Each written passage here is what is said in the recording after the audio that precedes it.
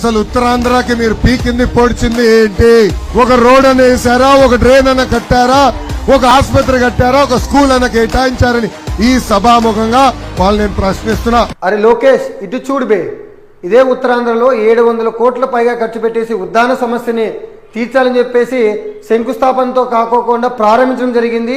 అలాగే kidney research centre సంబంధించి పలాసలో 100 కోట్లకు పైగా ఖర్చు పెట్టేసి ఆసుపత్రి కానీ, అలాగే విజయనగరంలో ఆసుపత్రి మరియు మెడికల్ కాలేజు, శ్రీకాకుళంలో మూలాపేట పోర్టు, అలాగే భవనపడ ఫిషింగ్ హార్బరు, విశాఖపట్నంలో ఇనార్బిట్ మాల్ కానీ, ఆదాయ డేటా సెంటర్ కానీ, ఇన్ఫోసిస్, ర్యాన్స్టాండ్, ఇన్ఫైనైట్, అలాగే అచ్యుతాపురంలో అరబిందో కానీ, లూరస్ ల్యాబ్స్ కానీ, అపాచే టైర్స్ కానీ, అలాగే ఎన్టీపీసీ 1,00,000 కోట్ల పెట్టుబడి కానీ, అలాగే విశాఖపట్నం నుంచి రాయపూర్కి ఎక్స్ప్రెస్ వే కానీ, విశాఖపట్నం నుంచి మేదరమెట్లకి ఎక్స్ప్రెస్ వే కానీ, విశాఖపట్నం నుంచి అరకు వ్యాలీ కానీ, ఇట్లా చెప్పుకుంటూ పోతే 1 కాదు 2 కాదు, ఏ రంగంలో తీసుకున్నా మేము గర్వంగా చెప్పుకోగలుగుతాం, గొప్పగా చెప్తాం. ప్రతి రంగంలోనూ మేము ఒక అభివృద్ధికి మార్క్ వేశామని చెప్పి చెప్పుకోగలుగుతాం. రా, నువ్వు మీకెవరు అవసరం లేదు, అదే మా సోషల్ మీడియా కార్యకర్తలు నీకు అభివృద్ధి చర్చించడానికి నువ్వు వస్తావా, సిద్ధం, మా కార్యకర్తను ఇవ్వడం పంపిస్తాం.